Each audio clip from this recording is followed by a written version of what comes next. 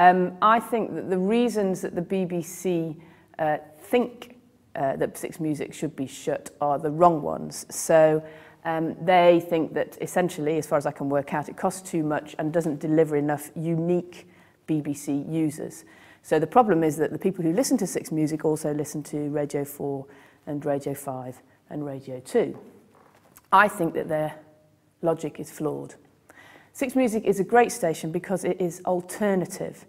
And alternative is a mindset that you have. You don't grow out of it, it's just your taste. So if your taste is to go and see a new play rather than a kind of established Alan Bennett, or if you like underground film rather than mainstream rubbish Hollywood blockbusters, you can't change that.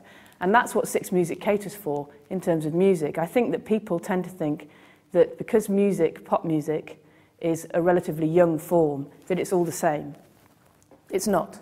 If you're a fan of alternative music, you're constantly interested to see what's new out there. And there is no other station that provides the breadth of music that Six Music does. You can't get it on Radio 2, you can't get it on XFM. There's a constant playlist on places like XFM, and although Six Music has a playlist, its presenters, who are incredibly well informed, are allowed to play you stuff that they like.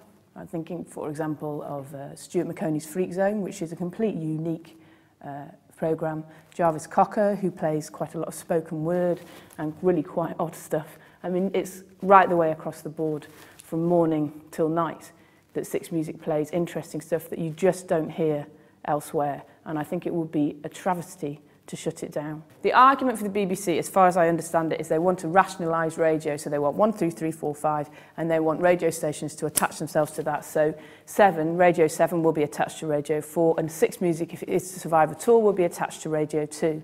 There is a problem with that. Radio 2 is a very odd, amazing station.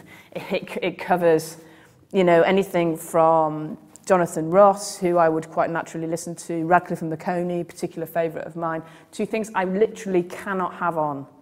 They're so terrible. Like Ken Bruce, I cannot listen to the man.